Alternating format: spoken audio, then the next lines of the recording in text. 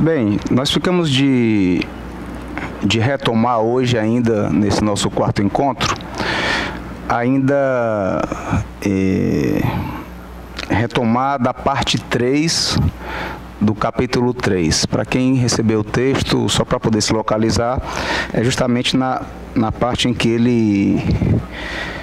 a parte 3 que ele chama de... dá o título de Um Quase Nada, né?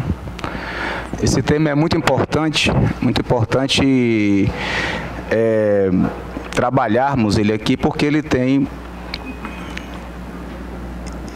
digamos, nós temos como fazer articulações muito interessantes entre a ideia do nada, do quase nada, tanto em relação ao que diz respeito ao analista, como ao analisante, né? É uma...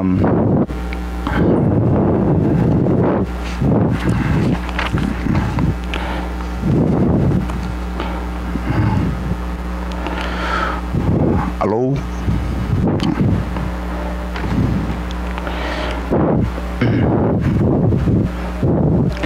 Nós tínhamos discutido no encontro anterior, e aí, para quem não estava aqui presente, eu sugiro que possam ver depois, tanto ler o capítulo 3 como um todo, né? Vocês podem ir lá naquele grupo do... Tá saindo o som aí? O grupo... Tá?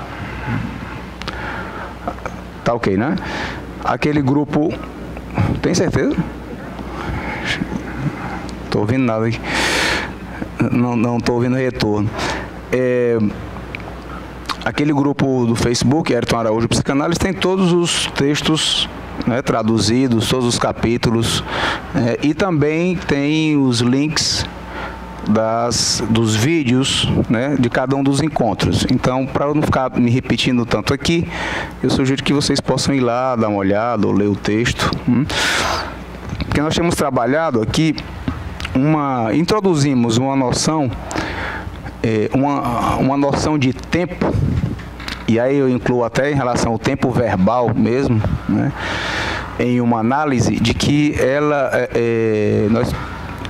muito de uma análise nós temos que pensar como tempo verbal, essa noção do haverá sido, né, o que se chama o futuro anterior, né? Por exemplo, uma forma bem simples de se pensar isso. Aqui está acontecendo uma transmissão e extensão da psicanálise.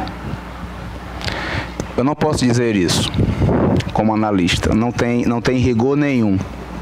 Por quê? Porque haverá sido uma transmissão em extensão da psicanálise, que é quando um analista toma a palavra em lugares diferentes do seu consultório. Porque no consultório nós chamamos uma transmissão em intenção, ou seja, a clínica propriamente dita. Mas eu digo haverá sido se... Aí tem várias condições. Por exemplo, quem faz análise, podemos pensar, quem está no processo de análise, quem tem uma relação com a análise em intenção, ou seja, é analisado, vai para o analista, né? Nós podemos pensar de uma forma, aí sim, mais pertinente, de que essa pessoa tem melhores condições, digamos, de receber o que seria algo da ordem da transmissão. Porque sempre que pensamos numa análise, e aí temos que estender aqui para a análise em extensão, é sempre pensando no par analista-paciente, ou analista-analisante, para seguirmos com a ideia de Lacan. Então, a transmissão depende, não depende só de quem está aqui falando, quem se dispõe a falar. Depende de quem está aí também. Seja aqui, presente, aqui nesse jardim, ou seja ao vivo pelo Facebook, ou depois pelo YouTube. Sempre é a análise do analista independente do momento do seu percurso, se no início do seu percurso na psicanálise, na sua relação com a teoria, sempre o que é da ordem da transmissão depende disso. Então, voltando à ideia do tempo verbal haverá sido, um analista não pode garantir, do mesmo jeito que ele não pode garantir a cura dos analisantes que lhe procuram, ele não pode garantir que há transmissão. Porque depende também do percurso da relação que cada um tem com a psicanálise, que passa necessariamente pela própria análise. Então, por que é que um professor universitário que nunca tenha ido para um divã, não podemos conceber a ideia de que há uma transmissão a partir de um professor?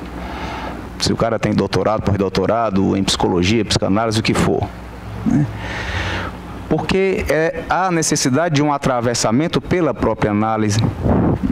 E não só por isso, pela própria clínica, pelas supervisões que faz, pelo que escreve, pelos cartéis em que participa. Eu estou colocando tudo isso para fazer uma relação entre essa ideia do haverá sido, por exemplo, na clínica, ato analítico, se tiverem consequências a partir daquilo. Um analista nunca pode dizer que, nem para ele mesmo, de que, olha, eu vou falar isso, vou fazer essa intervenção aqui a partir do que eu escuto do meu analisante, que está aqui no divã ou na poltrona, e isso vai ser um ato analítico. Então, é uma primeira noção de que nós não podemos garantir isso. Para que a gente entenda também o quanto é absurda a ideia de, por exemplo, uma instituição, qualquer que seja, garantir que forma analistas. Se você não pode garantir nem que vai ser um ato analítico a minha intervenção, que vai ser uma transmissão da psicanálise, a minha fala aqui, dirigida a vocês, claro. Imagine alguém, ou pior ainda, uma instituição, dizer que pode diplomar um psicanalista e de que se ele vier tantas horas aulas, fizer tantas sessões, ele pode ser garantido por aquela instituição, qualquer que seja, como psicanalista. Essa ideia desse tempo verbal haverá sido, justamente ele nos mostra várias coisas. Primeiro, não há garantias. Não há garantia de cura, não há garantias de que um paciente tenha, digamos, melhorado na sua vida, na sua relação com os outros, exatamente a partir de tal intervenção que o analista fez. Isso não é possível. Então, o analista que tiver essa ilusão, você vai ter que rever os seus conceitos do que é o ato analítico.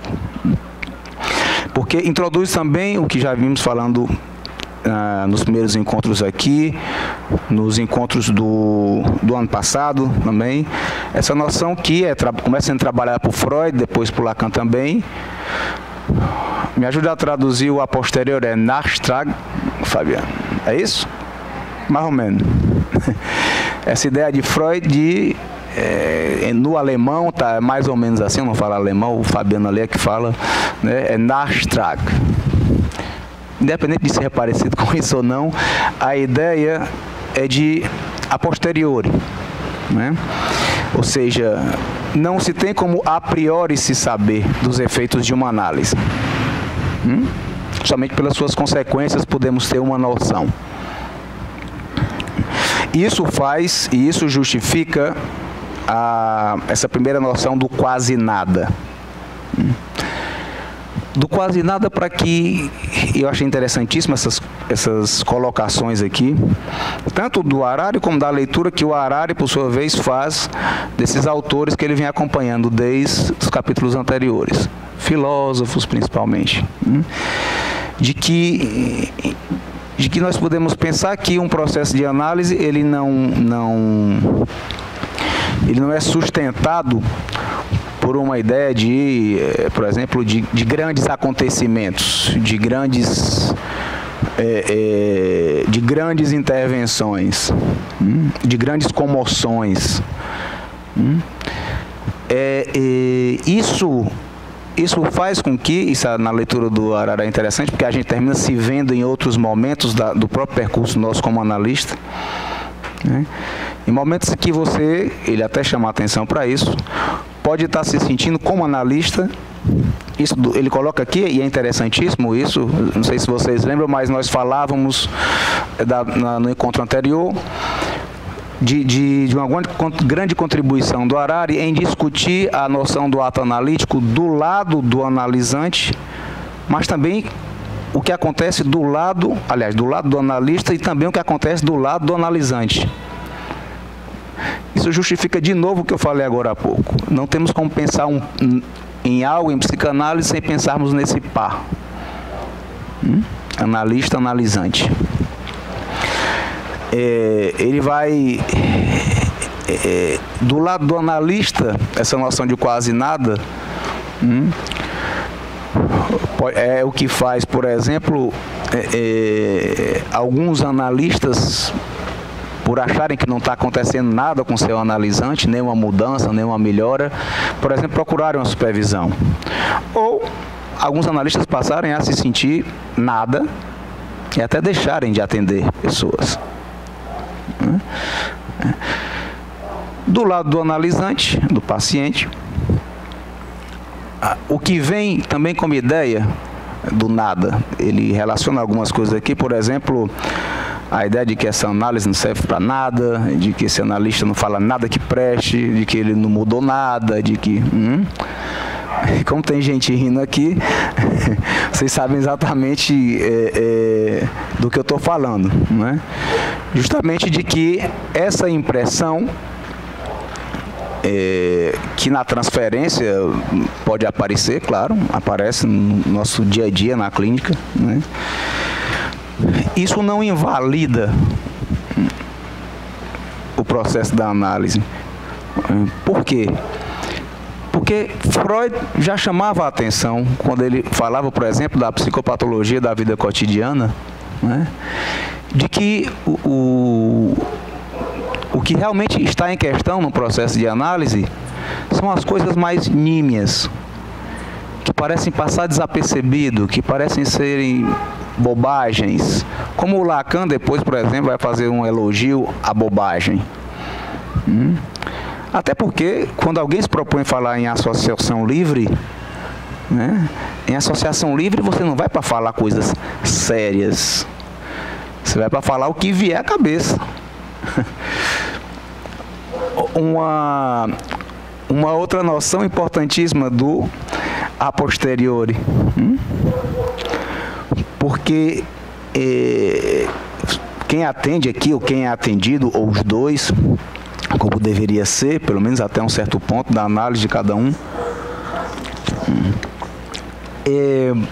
sabe como é comum, pelo menos, claro, só posso falar da minha clínica, você receber um paciente, ele está esperando na sala de espera, formulando várias questões grandiosas na sua vida.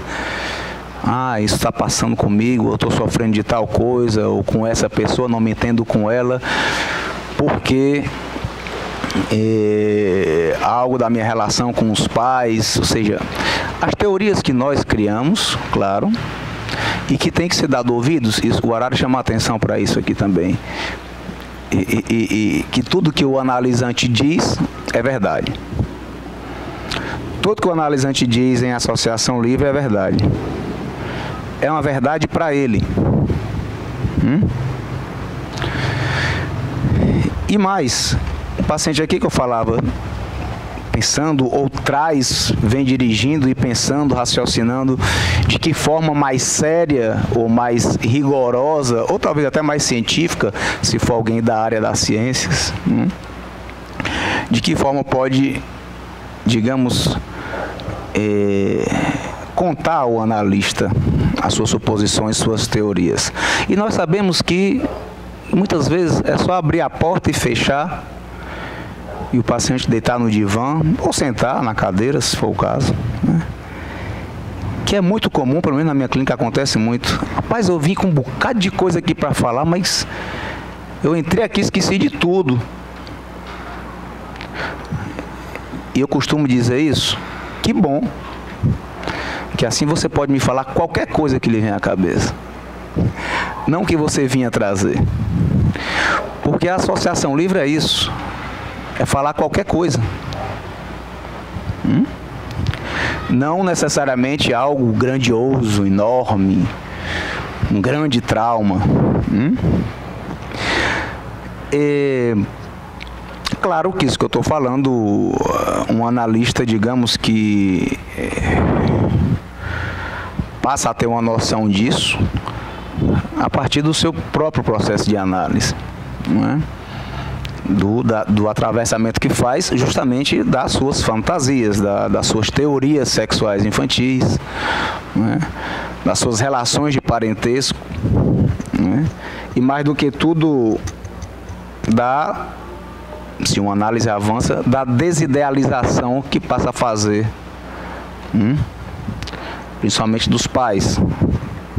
Isso leva também, essa noção do quase nada, a Lacan falar em 1977, no final do seu ensino, né? Ele vai dizer que a psicanálise é uma fraude. Não é? Lacan em 1977, Lacan morre em 81. E o seminário dele vai até, sei lá, começo de 80, né? Então é no fim mesmo do seu ensino. Mas é claro, ele fala que é uma fraude em relação a como funciona as ciências. Que na ciência você aponta, você tem uma relação de causa e efeito. Você tem uma relação de causa e efeito, pelo menos a ciência busca isso, né? Intervenção, ação tal, causa-reação tal, né? Hoje em dia, talvez, mais do que tudo, a genética, né? Essa ideia de que pode se encontrar, inclusive, o que é da ordem do que seria a personalidade ou o comportamento das pessoas em um determinado gene, ou seja, de que tudo já estaria pré-determinado, como uma sementinha que você planta, você já sabe, se é uma planta, como ele diz aqui, se é uma semente de macieira, vai nascer uma macieira, vai ter maçã. Não pode dar, ele até diz, uma pereira, vai ter pera, não é? Então, a ideia de que já estaria tudo desde o início. Eu digo, é uma forma radical que alguns cientistas hoje, até onde, digamos, a ciência pode ir com seu determinismo. Eu falo isso para dizer que o fracasso, ou melhor, a fraude, a psicanálise como uma fraude, é justamente porque ela não pode garantir a relação de causa e efeito. Por isso é uma fraude para as ciências. E mais, ele se utiliza dessa citação do Lacan para fazer alguns aportes aqui desses autores também. O título do seminário é o turbilhão na palavra. Ele chama a atenção de que para a gente comece, não que comece, a gente já falou algo sobre o turbilhão em si, mas que é fundamental trabalharmos a noção de clinamen. O que é o clinamen, para a gente pensar de uma forma mais simples, indo lá em Epicuro e a leitura poética que o Lucrécio faz disso. Existiria, digamos, na natureza das coisas,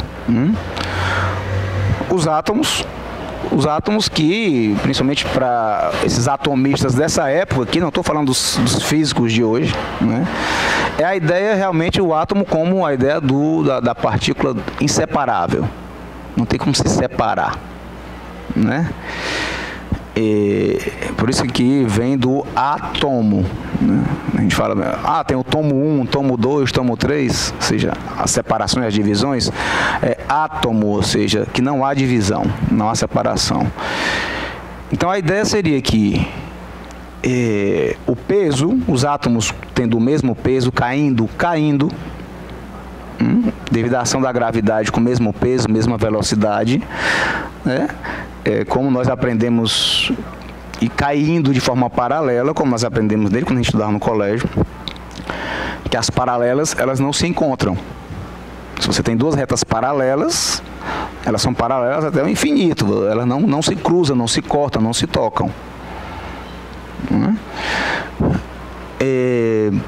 Então, Epicuro coloca que teria que, para você dizer que as coisas se formam, existem, se constroem, para que haja vida, teria que haver um encontro entre esses átomos.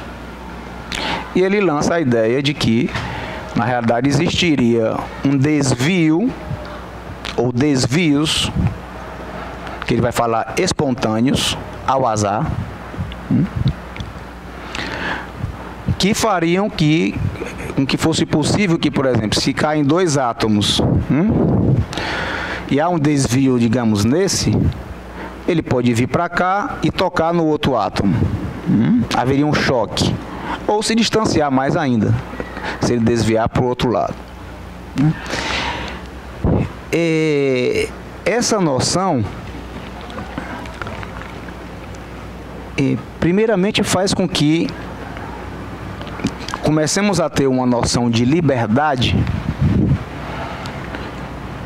segundo aqui o Harari, em relação por exemplo, aqui tem duas formas, duas definições de liberdade para Lacan em diferentes momentos. Em um primeiro momento da obra de Lacan, no Seminário 2, ele vai dizer que a liberdade é o delírio do homem normal.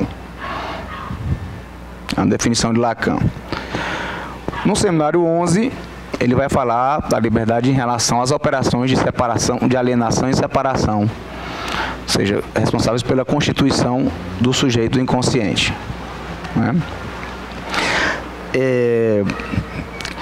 Nesse momento aqui, que ele começa a trabalhar com as noções da caologia, ou seja, a teoria do caos, do turbilhão, ele vai lançar mão de outras coisas para falar de uma certa liberdade em relação à lei do simbólico.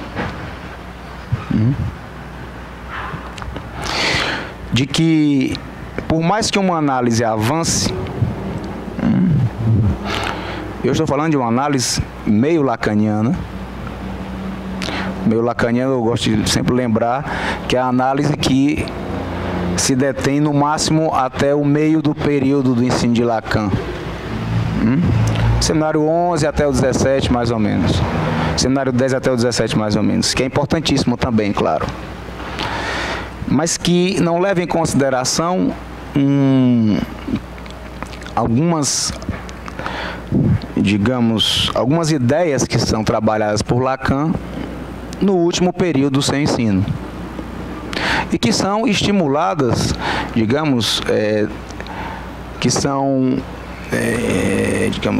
o Lacan sofre toda a influência de outros autores, inclusive da física, da caologia principalmente, em que ele vai considerar o simbólico, a relação do simbólico, por exemplo, com que ele em outro momento, não no início, mas em outro momento do seu ensino, vai trabalhar com uma noção de gozo.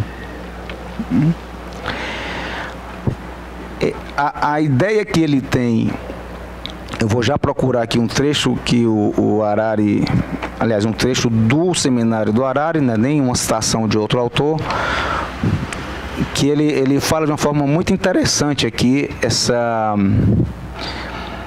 diferença de concepção em relação à relação do simbólico com o gozo. Porque até um certo momento da obra de Lacan, o gozo ficou, como o imaginário foi no primeiro momento. O objeto mal, ele até brinca com a Melanie Klein. O objeto mal de Lacan foi o imaginário. Um negócio é imaginário, só inflar o imaginário, então o simbólico é que é a questão.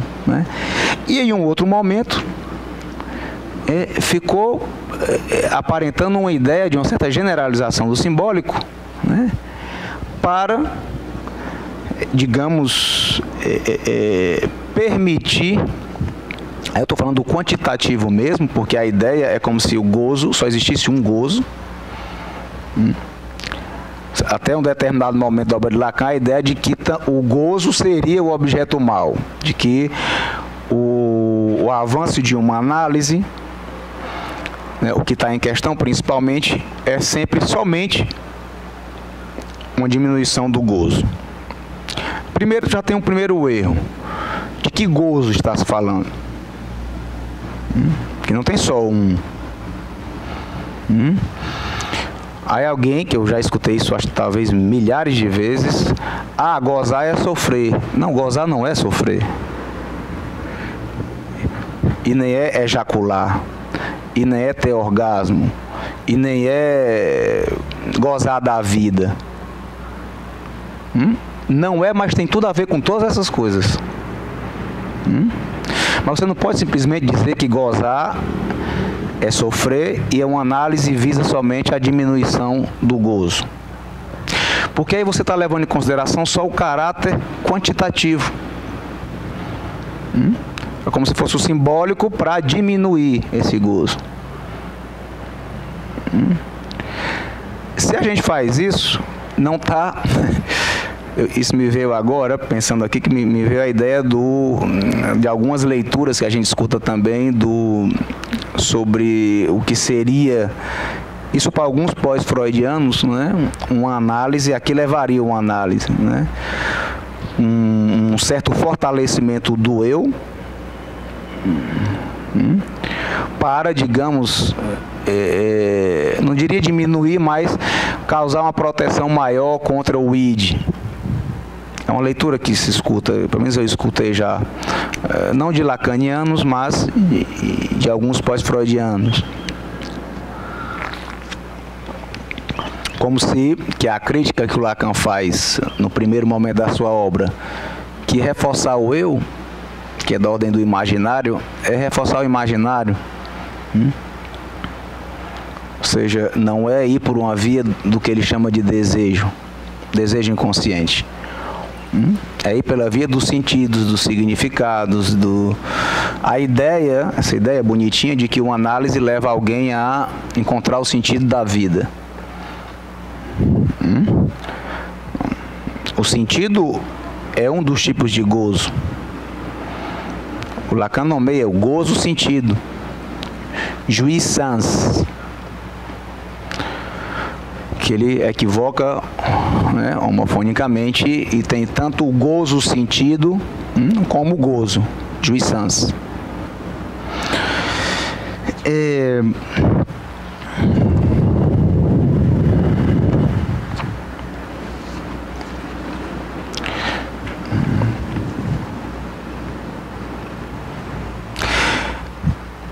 Na página 16 do capítulo 3 ainda, viu, gente?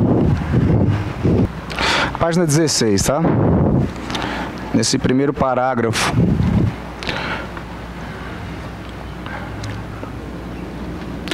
Ele vai falar sobre uma ideia do saber fazer ali com. Essa é uma proposta de Lacan no final do seu ensino. Saber fazer ali com o que provocou o sintoma. Outra coisa, o que Lacan chama de symptôme.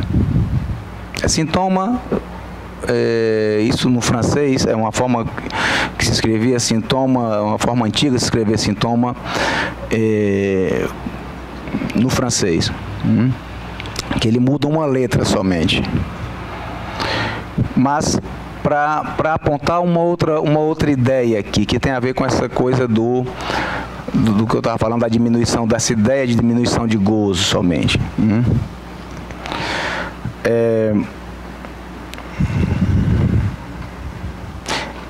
Levando em consideração o sintoma, saber fazer ali com o que provocou o sintoma.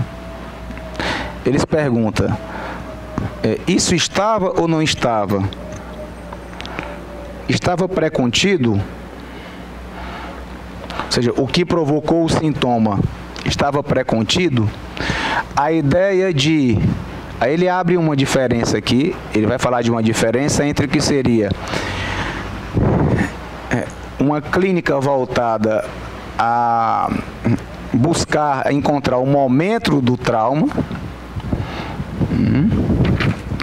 e uma outra clínica mais preocupada com as consequências.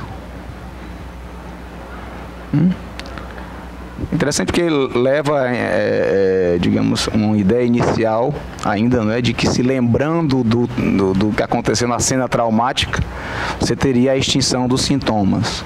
Né? A história da psicanálise, do movimento, principalmente a partir do que Freud propõe como além do princípio do prazer, leva numa via totalmente diferente, que é o que eu acredito que ele está querendo resgatar aqui.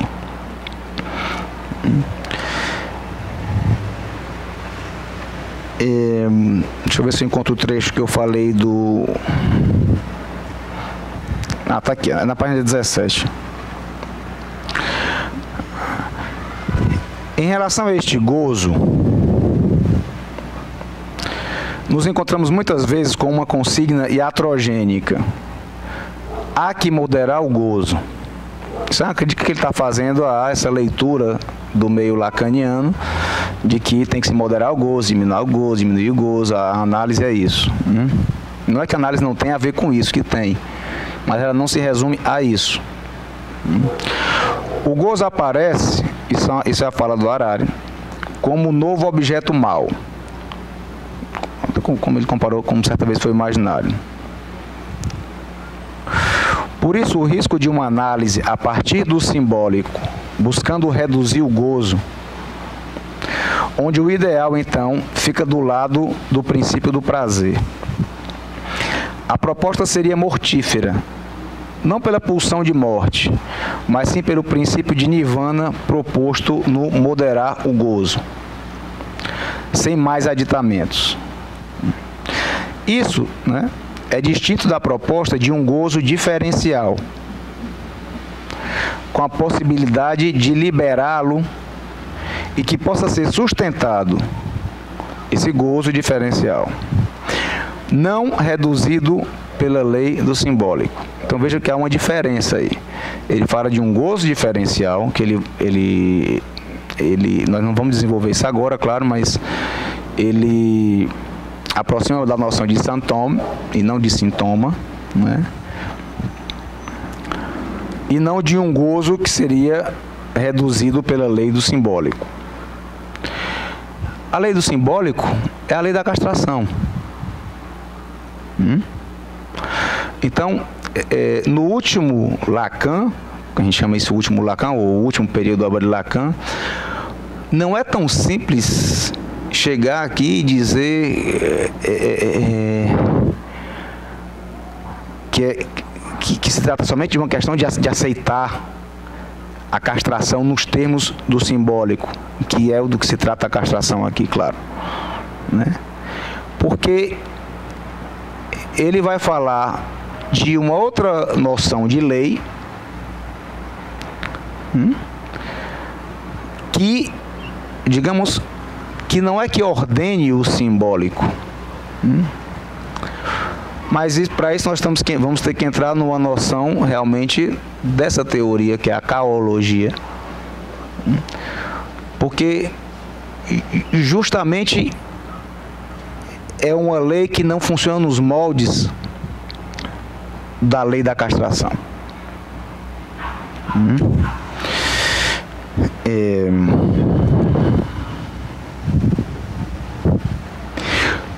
O que é que o Harari propõe no seminário, aliás, no ano anterior a esse, ele fala aqui numa jornada que teve na Maêutica, essa instituição que ele fundou.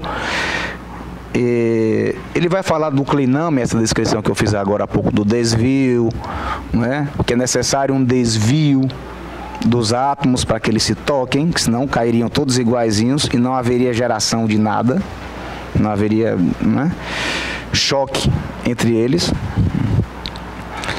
Ele vai dizer aqui, nessa parte que ele diz, benéfica pulsão de morte. Este desvio clinamênico, do clinamen, está alinhado com a proposta do seminário do ano passado. É aquilo que vem a introduzir uma desordem na estruturação. O que esta desordem introduz? A pulsão de morte. O efeito benéfico da pulsão de morte é romper conglomerados de encaixes significantes, ou seja, os sentidos, porque a gente tem que lembrar que pode-se sofrer muito em nome de um sentido. Então, não é que o sentido seja a cor mais linda do mundo para se encontrar numa análise, ou para o analista dar para o analisante. Ele fala do gozo sígnico pegajoso. Não é cínico, é sígnico, de signo. Justamente dos sentidos.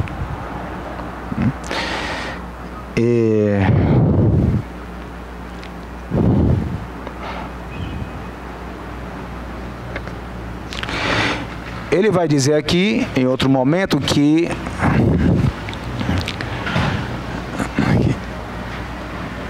nessa jornada que o Harari, né, que ele apresenta um trabalho no ano anterior, ele vai propor a noção do clinamen em contraposição à divisão do sujeito. Nós lembramos que a lei do simbólico é justamente, ou seja, a castração, que é o que permite a noção do sujeito dividido, não é? Que todo mundo sabe, claro, que ele, né,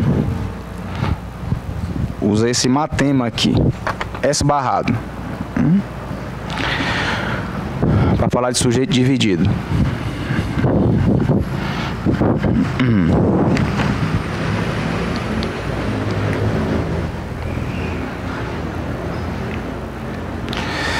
Bem, então, só retomando algumas coisas.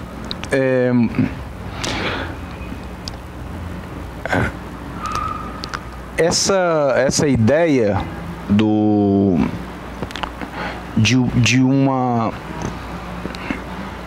ou de um, não digo o fenômeno, ou de uma outra forma, digamos, não de divisão do sujeito do inconsciente, né? Mas de desvio. Porque, veja bem, é diferente. Isso aqui é uma divisão, né? A ideia do clinamen seria assim, né? Tem aqui os átomos caindo em paralelo, né? Se não houver nenhum desvio de algum desses átomos, ou alguns desses átomos, seja, por exemplo, para cá, para se chocar com esse, ou para cá, para ficar mais distante ainda desse. Mas veja que nós estamos falando de desvios, não estamos falando de um corte, de uma divisão. Eu estou lançando essas questões para que a gente também entenda de onde surge a ideia do turbilhão. Que é o próprio título do seminário. Turbilhão na palavra.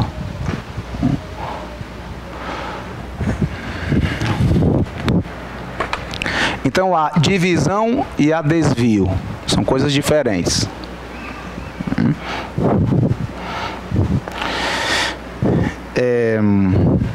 Ele vai lançar aqui também, ele vai falar dessa noção, a partir da página 18 aqui, do ápax. Vamos ver aqui um pouquinho o que é o ápax. Uma definição aqui dada pelo Masson, né? O ápax é um exemplar único em todo o universo, capaz de sobreviver apenas mais que um instante. Ou seja, ele é novo, é único e só sobrevive por um instante.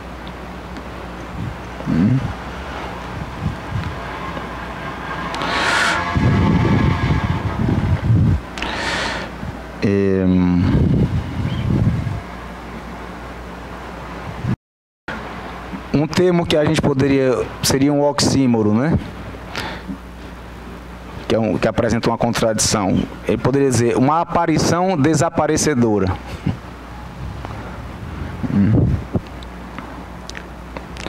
Mas chama a atenção, não é? Isso na página 19. Para isto, dá analogias como o relâmpago ou a faísca. Mas estamos em uma ordem distinta à do insight. A suposta captação imaginária de ver. Aí vi tudo, por exemplo, a ideia do insight, né? Ah, porra, me toquei, é isso mesmo. Né? Não é dessa ordem a ideia do ápax.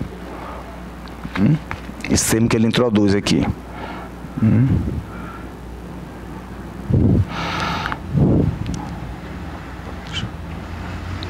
Ele diz, se bem estamos falando de metáforas luminosas, que ele fala da faísca relâmpago, né, para o ápax, para começar de ordem escópica, da visão, ele não se refere, o ápax, a nenhuma visão interior de nada, por isso não é insight. Ou seja, de dentro, do lado de dentro, né, não é isso. Né? Sim, se trata de algo que pode até chegar a provocar certa cegueira momentânea, certo momento de deslocamento, certo momento de paralisia como posição subjetiva. Então, é radicalmente diferente da noção de insight. A noção de insight traz um certo conforto, traz um certo, poxa, saquei, né? Não é isso. O que é dessa ordem na análise, que pode acontecer em frações infinitesimais, como ele diz, né? É necessário aí a escuta do analista para que isso passe a ter um valor. Porque é muito fugaz, ele até diz aqui, né? Teríamos que pensar em algo até bem mais rápido do que as próprias formações do inconsciente. Que o Lacan vai falar no seminário 11, né? Da noção de sujeito do inconsciente como realmente aparecendo, ou seja, nas formações do inconsciente. De maneira evanescente, não é que exista um sujeito em algum canto, não. Aparece nas formações do inconsciente, ou seja, nas formações do inconsciente que são reguladas pela lei do simbólico, pela castração, ou seja, são retornos do recalcado. Ele está falando de outra coisa aqui.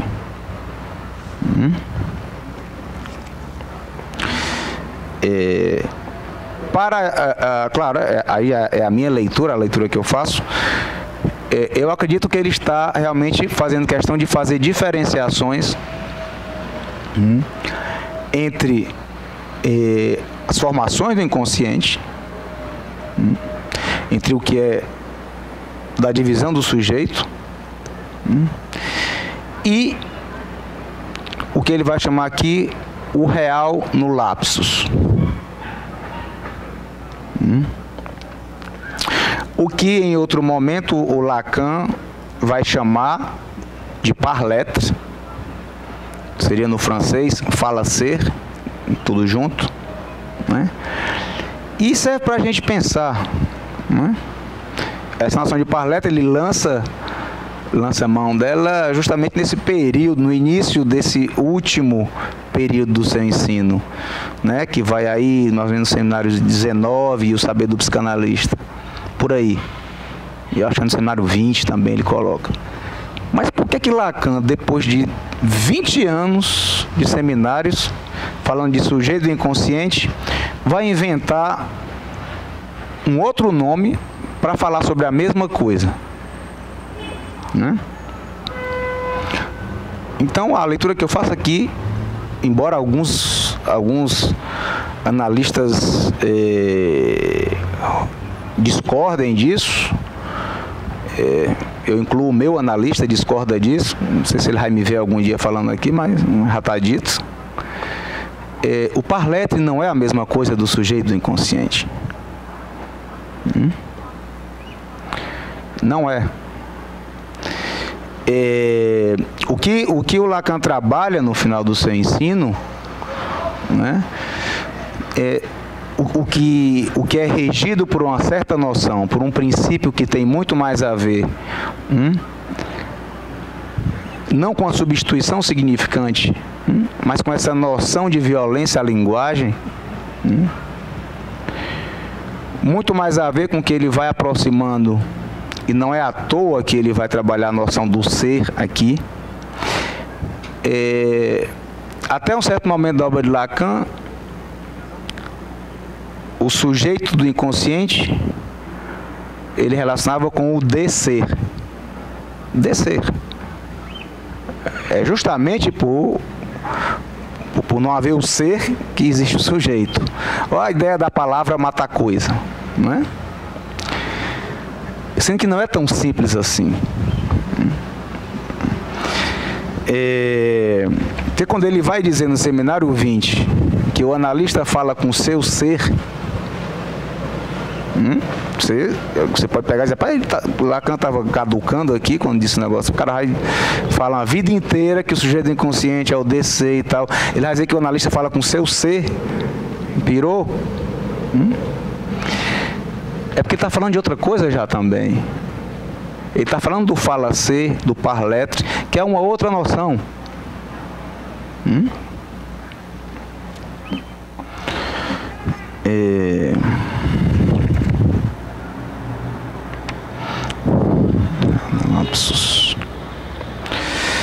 Vamos ver aqui. Eu marquei um trecho aqui, acho que é importante também, no final da página 19. A formação do inconsciente está nessa parte que é o real no lapsus. A formação do inconsciente, colocada à análise, pede por um sentido atribuído como saber que o grande outro tem, o sujeito suposto ao saber. A demanda em jogo é diferente destes momentos que são pontas de real. Ele está diferenciando justamente o ápax das formações do inconsciente. Somente a pré-coup, ou a posteriori, ou nachtrag, o lapsus pode ser redefinido como um tipo de formação especial distinta. Ele não fala formação do inconsciente aqui.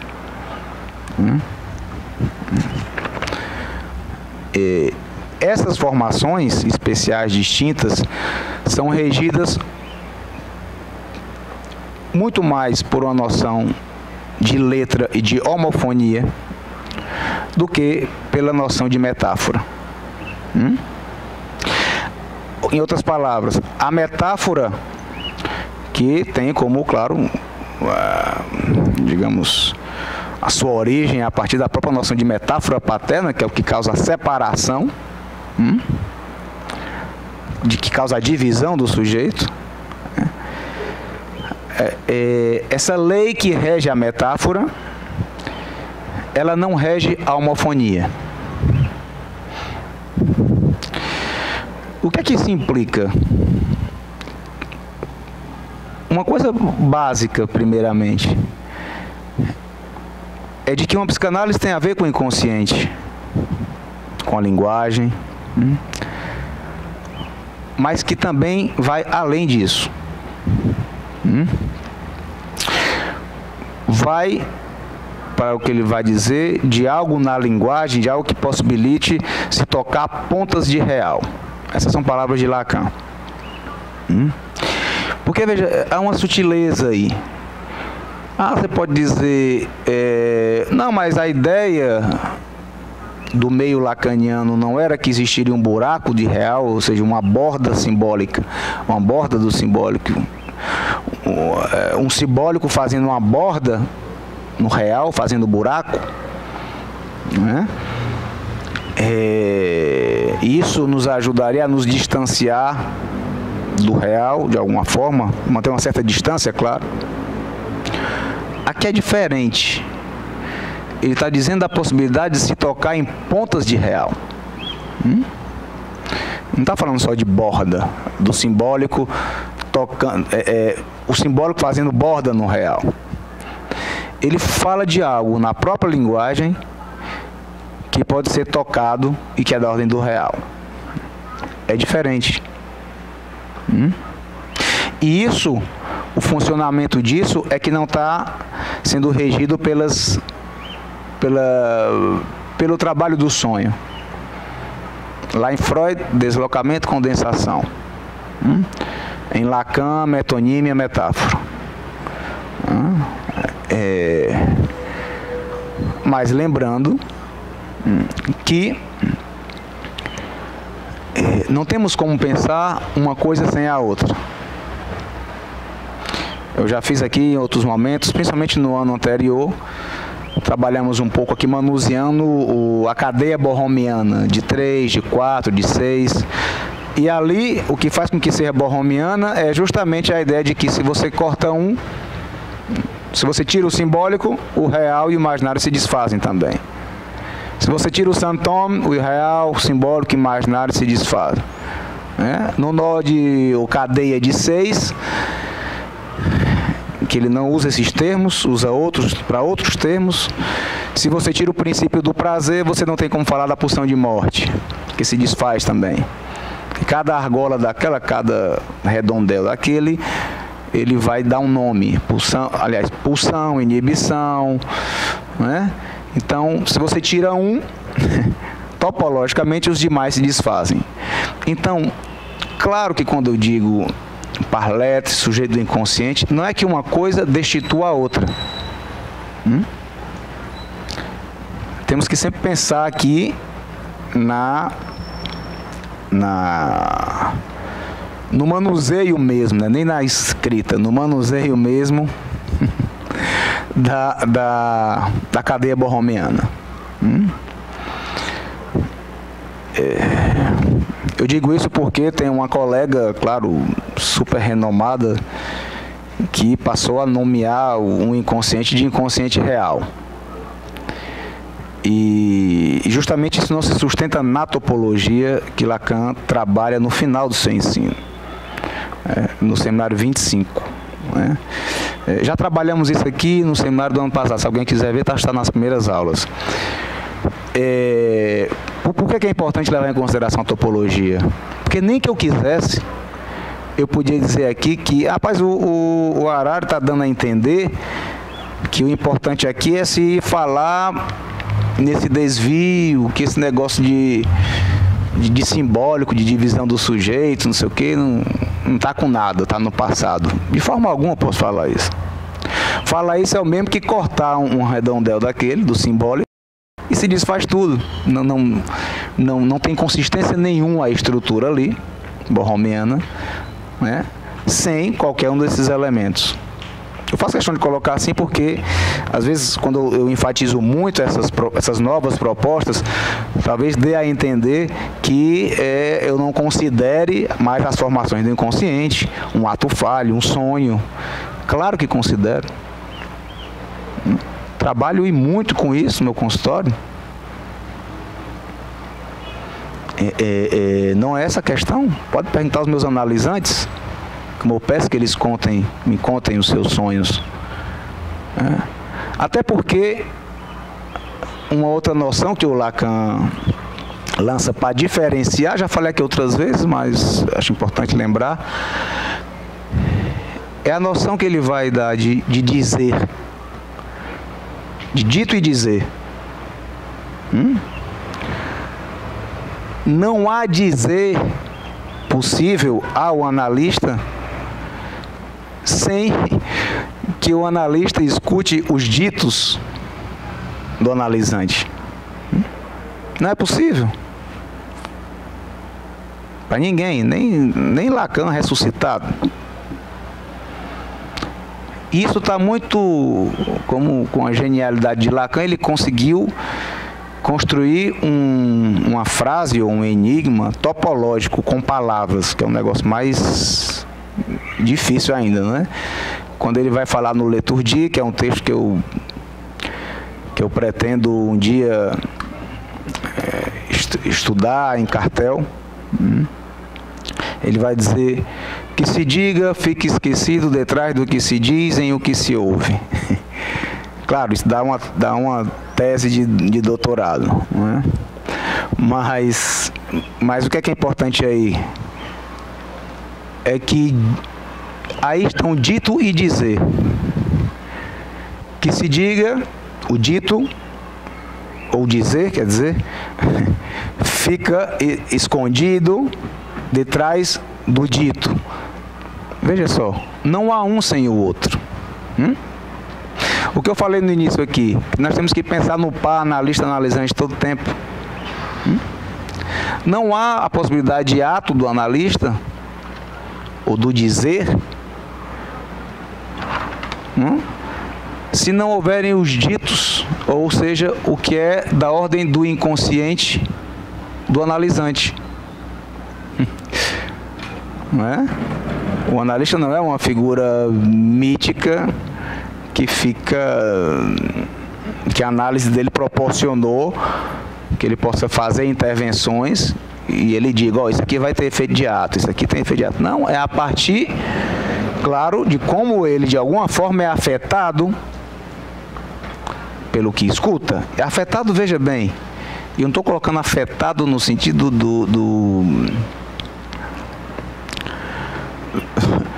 dos afetos, não é no sentido de que o analista se emociona com o sofrimento ali do seu analisante, se comociona, ou seja, um bom analista seria um analista empático. Isso não cabe numa análise. A empatia, ou seja, você se colocar no lugar do outro, é tudo que um analista não deve ser. E mais, é tudo que uma análise... Eu estou falando isso, viu, gente? Mas jornalista não é uma pessoa ruim, não, viu? Eu só estou querendo dizer que se o analista se identifica com o analisante, ou seja, se ele é empático, né, ele não ajuda esse analisante.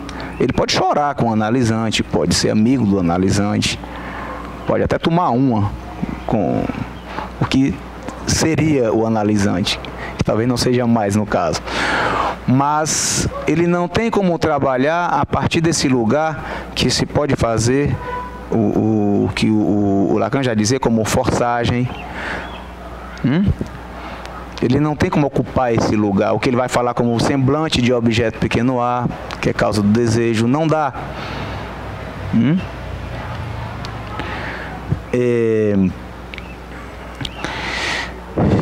Porque o que interessa também em relação a... E falando também já no capítulo 4, aliás, eu já antecipei algumas coisas do capítulo 4 aqui na minha fala. Mas... vejamos.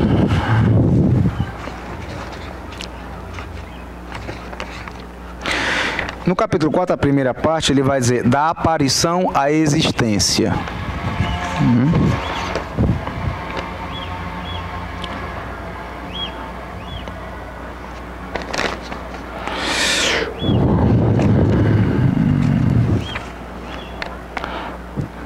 Interação.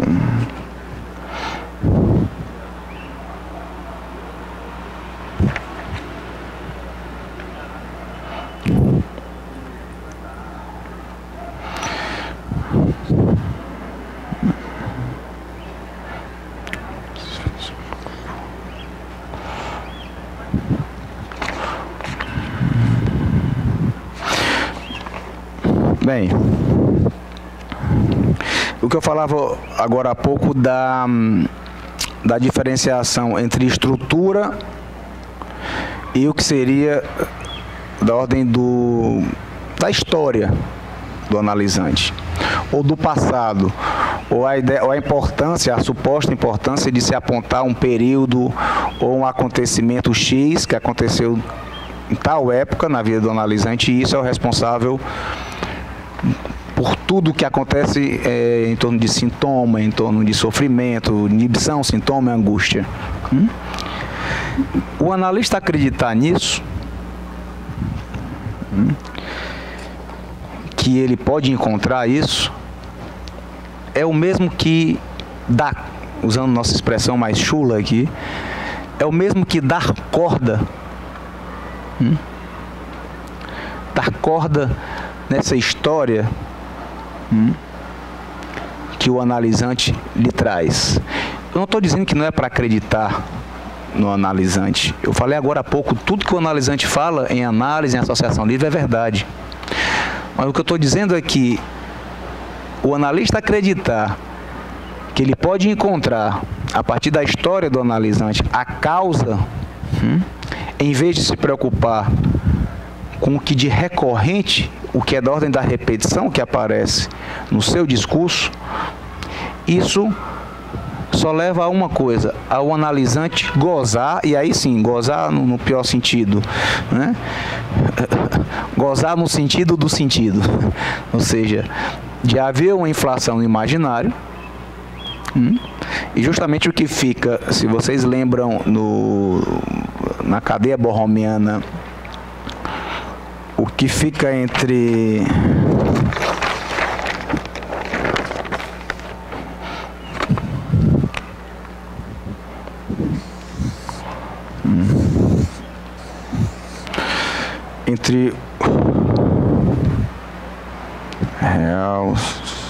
entre o imaginário, não é para cá,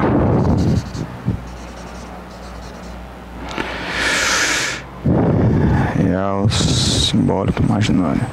O que fica entre simbólico e imaginário, ele vai nomear como gozo sentido. Só aqui são 4 gozos. Claro, não está escrito levando em consideração a anotação do que passa por baixo, passa por cima. Então eu estou me utilizando só para falar das interseções entre os registros, real, simbólico e imaginário. Aqui tem 4 gozos, só para ser no cenário 22, só para começo de história, que não há só um gozo. A história que eu falei antes, né, de que o gozo é como se fosse um palavrão. Ai, goza, está sofrendo. Claro que gozamos. E a vida seria uma porcaria se não houvesse gozo nenhum. Já é ruim com gozo, mas a gente sem gozo. Agora, temos que falar primeiro de que gozo está se falando. Porque, veja bem, eu não vou me estender nisso, porque eu acho que o Harari é capaz de trabalhar isso nos próximos capítulos. Mas quando ele introduz um 4º elemento na cadeia, o que acontece? Ele cria novas interseções. Então existem gozos, isso vai ser acredito, o que eu vou tentar trabalhar na reunião lacano-americana de psicanálise, que esse ano vai ser no Rio de Janeiro, né? Cujo título já adianto para vocês de antemão, né? Eu gosto de dar os títulos para depois eu ficar endoidando atrás de dar conta, entre aspas, que a gente nunca consegue, do título, né? O título é Do que goza o meio lacaniano? É uma pergunta. Bem, por que eu coloco essa questão? Porque com a introdução de um 4º elemento, existem gozos que não foram nem nominados ainda. Por uma razão simples, Freud não falou tudo, Lacan não falou tudo, Harari não falou tudo. Nós estamos vivos aqui para tentar falar alguma coisa também, não é? E essa é a própria condição de sobrevivência da psicanálise, né? A sua constante reinvenção. Mas não é reinventar como Jung tentou fazer. Tanto que Jung teve que criar uma outra coisa que ele foi chamar de psicologia analítica. Não é psicanálise, não é? Mas reinventar no sentido de retornando aos mestres, Freud, Lacan, os que têm transferência com Harari também, é o meu caso, e alguns outros, não é? Possamos também acrescentar algo nosso. Porque essa é uma crítica, uma das críticas que Lacan mais fez, né, quando ele era da IPA ainda. O Lacan era um cara importante da IPA, não era, o pessoal realmente atendia muita gente lá, era analista de data, né, mas ele criticava os colegas. Porra, vocês só sabem repetir o que Freud falou. O analista puro é uma outra noção que eu estou adiantando desse capítulo 4 aqui também, né? é aquele que não trabalha com nada da interdisciplinaridade, não trabalha com nenhum outro filósofo, trabalha só Freud. Só Freud, porque se sair de Freud ali, já não é psicanalista, ou sei lá, né? Primeiro porque todo psicanalista até que é uma questão de impossibilidade mesmo. Se é psicanalista, é freudiano. Não tem pra onde correr, como se diz, não é? Mas existia toda uma vertente, e ainda existe, de que tem que ser só o que Freud falou. Só o que Freud falou, tá lá. Seria um analista puro freudiano, só freudiano, né? E é um absurdo isso. É um absurdo porque justamente vai ao encontro dessa ideia que eu falei agora há pouco, que é inclusive o que nós fazemos como analisantes, né? Que é a desidealização do pai. Isso é necessário em qualquer análise, né? Por isso o Harari diz, tudo que você falar contra seus pais, você está certo. É um movimento de desidealização. É necessário. É por isso que a gente fala tanto de pai e mãe na análise, né? É para que isso caia de alguma forma, porque se não cai,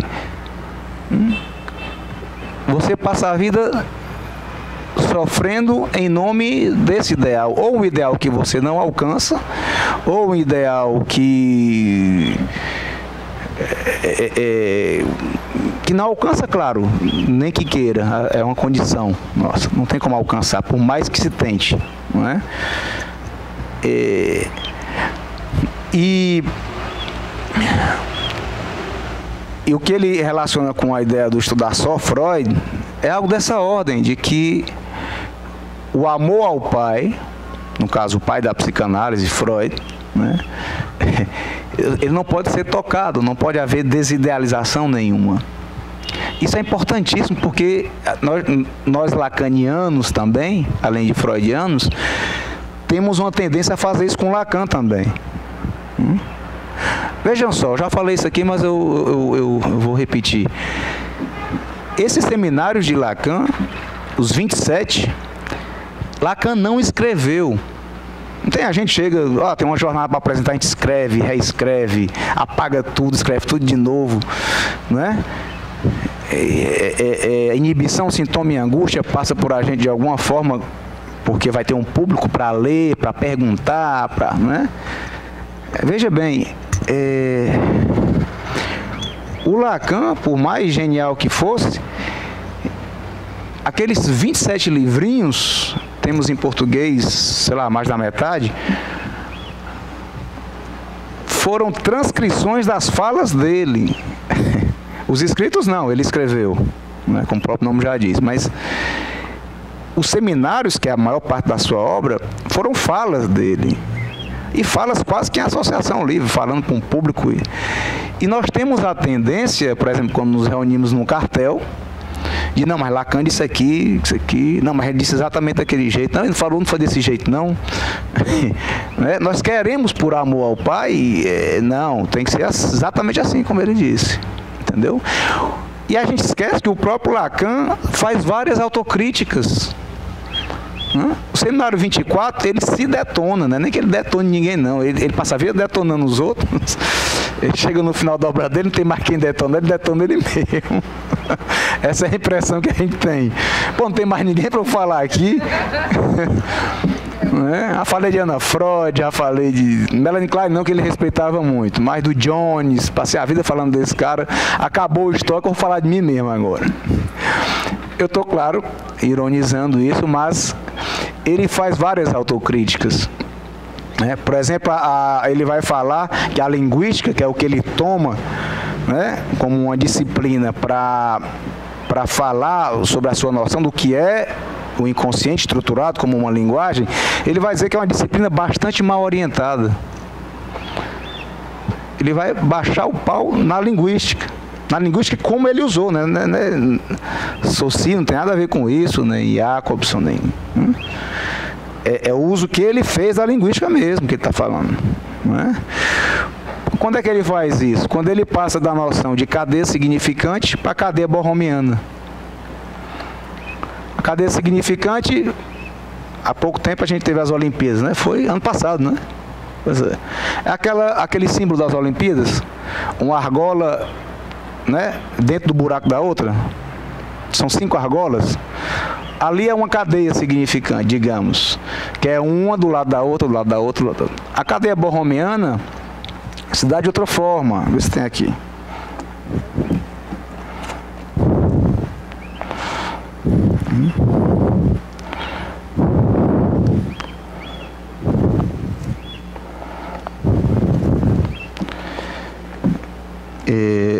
Uma cadeia significante estaria nesses moldes aqui, por exemplo. Uma passando por dentro do buraco da outra, certo? O que eu falei das Olimpíadas, né? Os aros olímpicos, né? Seria isso aqui, aí depois vem outra aqui, entendeu?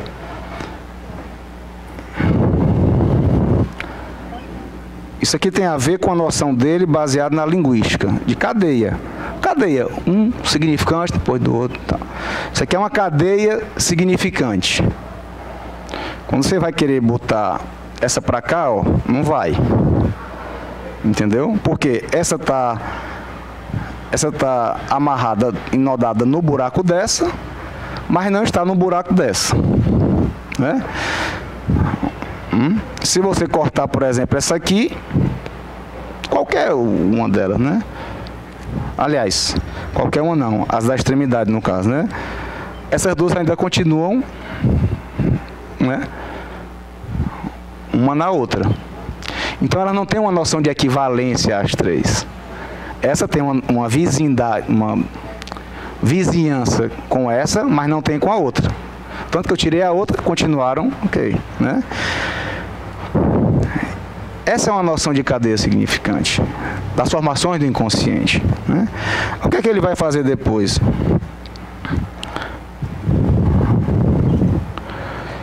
Ele vai dizer que, estando duas, o que ele vai chamar em falso buraco, ele colocou duas aqui, é falso buraco por quê? Porque as duas, se eu soltar, solta, né? Eu apenas fiz isso aqui, botei aqui dentro. Aqui. Uma outra forma de encadear, para ser mais rigoroso com os topólogos, é ter esse falso buraco, você passar com a outra por dentro do falso buraco, no que ele vai chamar de reta infinita. Como eu já falei algumas vezes aqui, a ideia é simples. Se eu estender essas duas pontas do preto aqui para lá e para cá, lá em Tóquio, um japonesinho vai pegar e juntar duas. É infinita.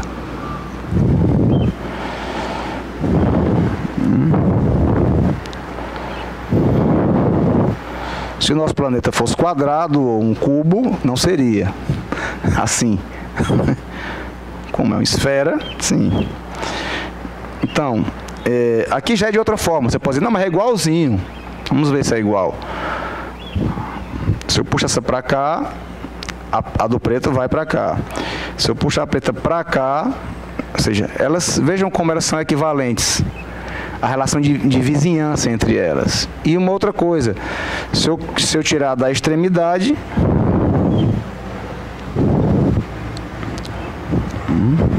né, as outras duas se soltam também. O que não aconteceu na cadeia significante. Não é? Claro, isso aqui, o Lacan vai falar de real, simbólico e imaginário, e a outra eu estava articulando como os significantes. Né? Então, veja bem, o que é genial realmente em Lacan? É que ele consegue retornar a Freud e se utilizando dessas outras disciplinas, filosofia, o próprio Freud fez isso, né? Antropologia, mas ele se utilizando de Lévi-Strauss, Saussure, Jacobson, Gödel, né? E os matemáticos contemporâneos, topólogos contemporâneos dele, ele consegue ir lá em Freud e dar um rigor ainda maior O que a gente percebe, a gente pode pensar no que o próprio Freud estava propondo. Né? Então,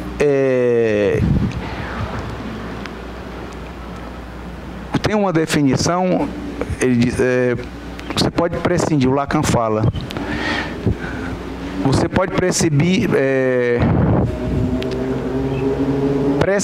do nome do pai, contanto que faça uso dele, algo assim, não me vem agora literalmente. Mas acredito que é mais ou menos isso que o Lacan faz com Freud. Entende? Ele não tem que repetir exatamente tudo que Freud falou. Ele pode dar contribuições e se mantendo freudiano.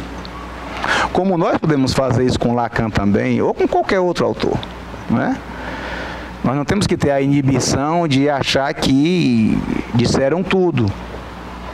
Não são escrituras sagradas essas coisas. Até porque de santo Lacan não tinha nada. Né? Então, não trabalhamos com escrituras sagradas. Né? Escritura sagrada não, que aí, claro, cada um tem que respeitar a sua religião e trabalhar, interpretar aquilo, né, da forma mais, talvez, rigorosa possível. Você fazer, por exemplo, como tentou fazer o Antônio Conselheiro, é complicado. Um colega nosso, Oswaldo Costa, fez uma dissertação dele sobre o Conselheiro, é psicanalista também. E ele falando de que o Conselheiro passou em alguns momentos a modificar a escritura sagrada. Apagava umas partes e colocava dele na cabeça dele mesmo, né?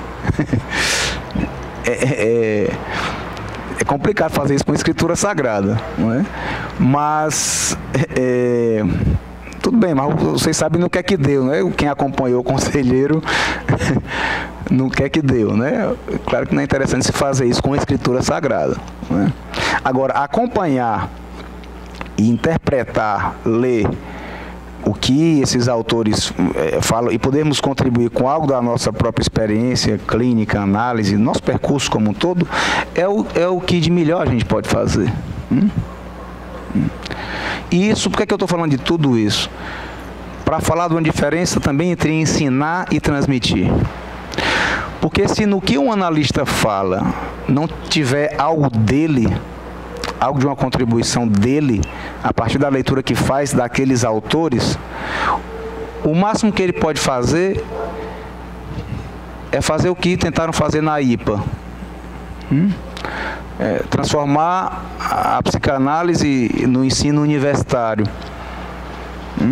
De que quem tem o saber é o analista didata lá, o que ensina, e o máximo que alguém pode se aproximar do que seria a verdade seria coincidir ou não, no caso seria o professor.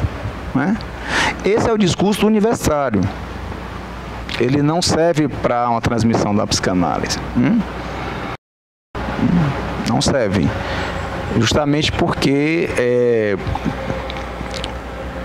voltando ao que falei no início do encontro de hoje, quando falo daqui, eu estou só parafraseando Lacan, falo do lugar do analisante. De alguma forma, todos vocês que estão aqui, né, os que estão em casa, ou inclusive o que eu suponho que possam me ver depois, me servem como fazendo semblante de objeto pequeno a, causa do desejo. É tanto que, se não fosse assim, eu não precisava convidar vocês aqui, eu ficava sozinho, eu e a Lila. A Lila é a gata que tem aqui. Tá aí, né? A Lila, pois é. Seria o suficiente para mim. Mas não, é sempre necessário o outro. É por isso que não existe autoanálise. Nem para Freud existiu autoanálise. Freud estava numa transferência amorosíssima com um colega dele que morava em Berlim, e ele em Viena, e trocaram uma correspondência intensa. Foi como Freud conseguiu fazer a análise dele. Então, nem Freud fez autoanálise, embora se nomeie assim o que ele fez. Não é? Depois, claro, percebendo que entre aspas, né, quem ocupava essa função de fazer semblante de objeto, né? Não tinha o juízo muito certo, o colega dele, o otorrino lá, o Wilhelm Fries, né? Destituiu. Que é como acontece no fim da análise? Se destitui, o lugar do analista é no lixo. No fim de uma análise, claro. Bem, eu queria ir queria ir encerrando por aqui e deixar... Hoje vocês estavam muito calados, eu sei que eu falo muito, mas hoje vocês superaram o silêncio, né? Então, se fosse possível vocês fazerem alguma contribuição também aqui, para que não fique só a minha voz, não é? Só enquanto vocês pensam, só adiantando, nós vamos daqui a 2 semanas, todo mundo assinou, pessoal, a frequência? Por favor, não esqueçam de assinar, porque senão vocês não vão receber o e-mail falando da próxima aula do curso, né? Sobre o inconsciente. Então, a próxima aula do curso é o inconsciente como fundamento teórico da clínica de Freud e Lacan. Vai ser daqui a 2 semanas, dia 3, mesmo horário, mesmo local, né? Vamos começar 4 horas, e 4 às 5h30 também. E o nosso próximo encontro, o 5º encontro, ficamos para o dia 17 de junho, tá? É importante que venham, porque nós vamos, em julho, vamos fazer um recesso de meio do ano, dessa vez.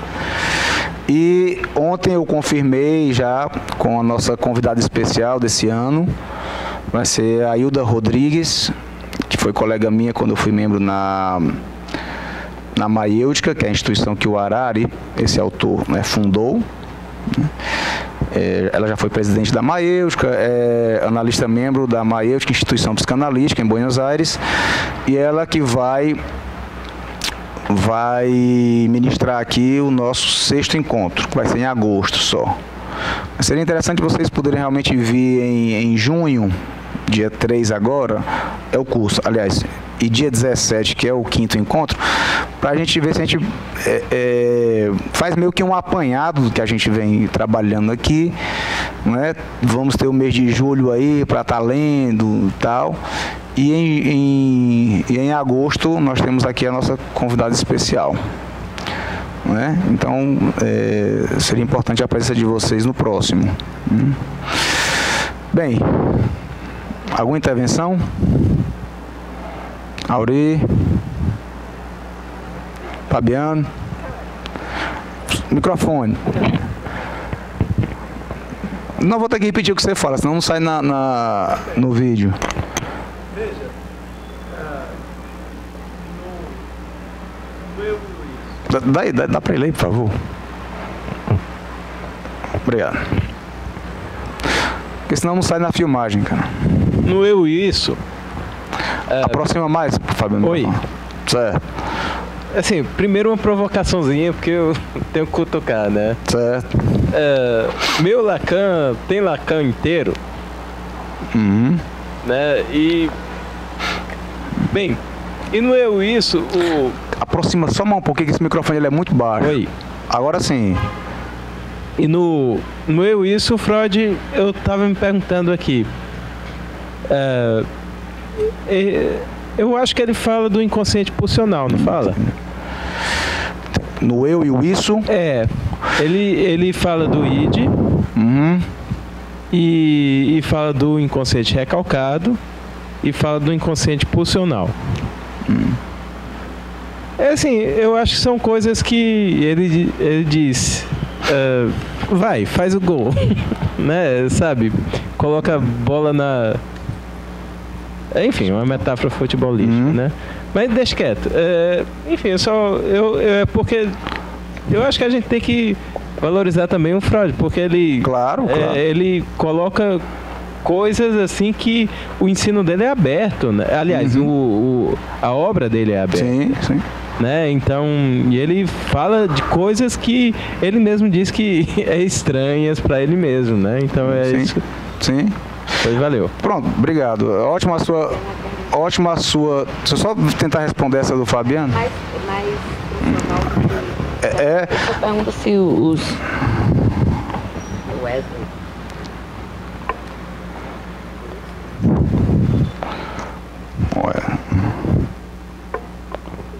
Aperta aí então. Tá. Aperta e segura.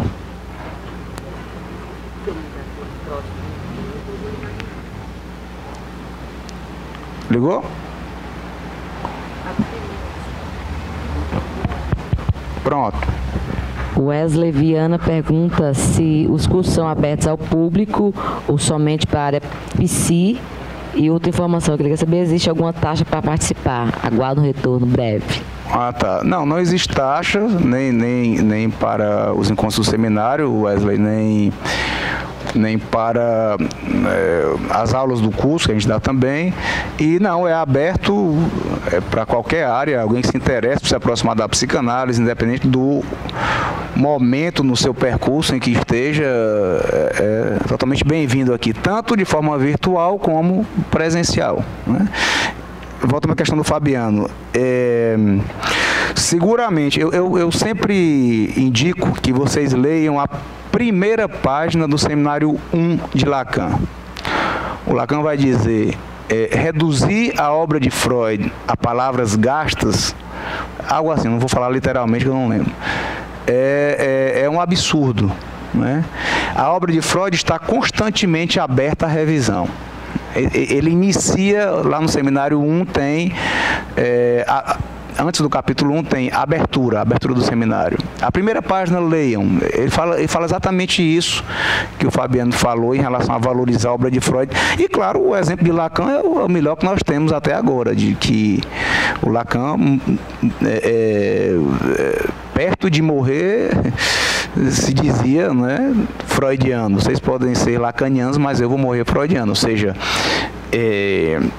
isso é evidente na obra dele. Eu acho que o Lacan é quem melhor mostra como pode se acrescentar algo à obra de um autor sem destituir o autor, muito pelo contrário, né? Em relação sim, o meio lacaniano, né, eu diria que o Lacan do meio do seu ensino, que é esse Lacan, aliás, o analista que se detém no ensino de Lacan até o meio do seu ensino, que é o que eu defino como o meio lacaniano, né? Eu defino isso fazendo a comparação com o próprio Freud. Eu lanço como pergunta, essa sua pergunta, né? Alguém que acompanhasse Freud, um analista que acompanha Freud até antes de além do princípio do prazer, do texto estranho, da noção de pulsão de morte, consequentemente, né, do eu e o id e tal, ele é freudiano? Ou é meio freudiano? Com Lacan, os autores geralmente dividem em 3 períodos a obra de Lacan. Então, quando eu falo meio lacaniano, é o que se detém ao meio do ensino de Lacan, que está aí entre os seminários 10, que ele lança a ideia do objeto pequeno a, até antes da noção de Lalande, né? Então eu diria que essa autocrítica que o Lacan faz, e que o Harari é o autor, pelo menos dos que eu conheço, né, claro, que talvez esteja mais atento na sua obra, né, a essa autocrítica, é justamente a preocupação em não transformar, em não tomar o simbólico como um simbólico generalizado. O que seria talvez uma ideia de inteiro, de um simbólico inteiro. Isso o Lacan, o próprio Lacan, no seminário 25, ele vai falar da contrapsicanálise. O que é isso para ele? A ideia, ele fala muito rapidamente, a importância que tem o analista de se fazer uma análise, de fazer um outro tramo da sua análise. Ele não especifica se seria com outro analista ou voltar a fazer com o analista anterior. Por quê? Porque nós temos uma tendência de que o simbólico toma uma proporção tão grande, tão inteira, de o analista cair na ilusão de que ele pode começar realmente a interpretar tudo. Então ele demonstra isso topologicamente. Como é que ele faz? Ele pega que na realidade cada um desses barbantes aqui, na realidade são toros.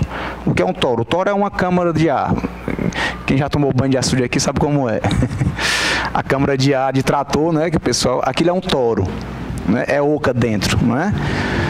É claro, lá é a pressão que faz com que ela fique, mas o toro tem essa superfície, né, e é oca dentro. Então a ideia seria, o toro que representa o simbólico, ele pode chegar, no ponto de uma análise de um analista, ele estica como uma borracha mesmo, né?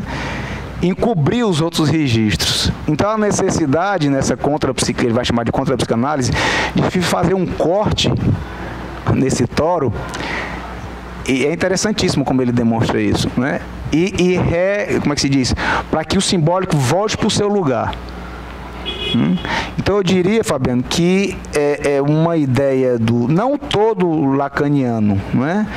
Mas eu diria que acompanhar Lacan até o fim, não ao todo, mas até o fim do seu ensino, ajuda a gente acompanhá-lo também nas suas próprias autocríticas, entende? E fazer com que a gente não tenha a ilusão de que a ideia seria, por exemplo, essa proposta do meio do seu ensino de se reduzir o gozo. O negócio é reduzir o gozo, não é isso, ele lança mão de outros gozos, propõe outros, nomina outros gozos, e vai falar de uma saída do sintoma de uma forma muito mais interessante e criativa, como ele propõe, que é a relação que ele vai fazer aí com a poesia. Ou seja, de uma certa noção de liberdade, que a gente praticamente não falou aqui hoje, mas vamos falar no próximo encontro, de uma liberdade que até o meio do ensino de Lacan, digamos, é uma liberdade falsa, que é você, de alguma forma, ficar refém de um simbólico de forma demasiada, né? E isso também causa consequências para o analisante ou analista. Uma delas é o que ele vai chamar da interpretativite. Interpretose, né? O Lacan não, aí é o Harari que fala, né, no texto dele. Formações do inconsciente, formações do analista, né? O analista sofre de uma interpretativite se ele não vai até um fim de uma análise, né? E o que se aproximaria à noção de paranoia, né? Eu gostaria de acrescentar uma coisa, é uma opinião minha, aproveitando isso, de que eu acredito que alguns analistas se aproximam, sim, se não vão até o fim da sua análise. É possível que na clínica eles funcionem, alguns, de forma paranoica. De que forma? Tomando realmente como verdade aquilo que escutam dos analisantes, como ele tendo realmente como é que se diz? A verdade sobre aquilo que escuta, que isso é a paranoia. O que é a paranoia? Você que está lá na última cadeira, eu vejo o seu olhar e, para mim, você está pensando o pior de mim, digamos assim. Não é que eu tenha dúvidas disso. Na paranoia eu tenho certeza. Não é? E é possível que um analista possa funcionar assim na clínica também. Então o Lacan, ele alerta isso no final do seu ensino também. Então eu acho que tentar acompanhar Lacan até o fim do seu ensino ajuda a que a gente não caia em armadilhas na própria teoria e, consequentemente, na clínica. Né? Dá até duas. Só é você falar aqui no... Parece que desligou aqui, viu? Alô? Mas tudo bem, é porque parece que tem um certo tempo. Fale só próximo, que ele é muito baixo, esse microfone. É só uma questão mesmo, assim, bem própria do que você expôs. Naquelas paralelas, aqueles átomos que descem em paralelas, há um desvio. Né? Esse desvio faz com que um encontre o outro. Naquele momento você cria um novo real? Eu diria a você que a possibilidade de criação depende do desvio. Que esse funcionamento vai... Acredito eu, até porque eu não vi. Eu estou vendo esse seminário igual a vocês, eu não li esse seminário todo. Eu estou vendo capítulo a capítulo na tradução, né? Eu diria que ele aponta para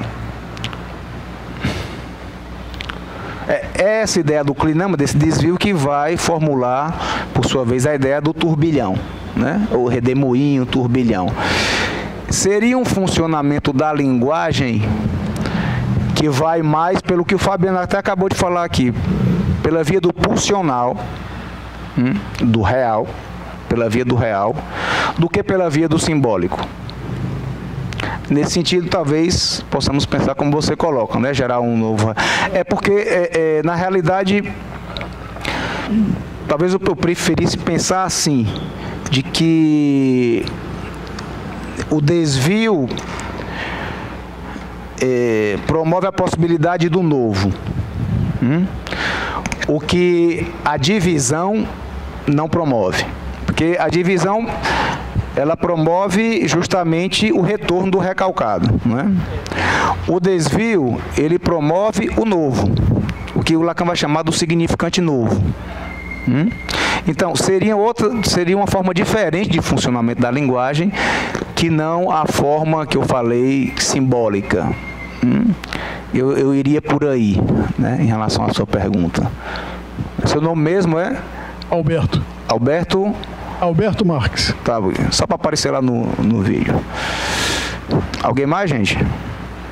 Bem, então a gente fica por aqui por hoje, certo? E até a próxima. Até mais. Obrigado.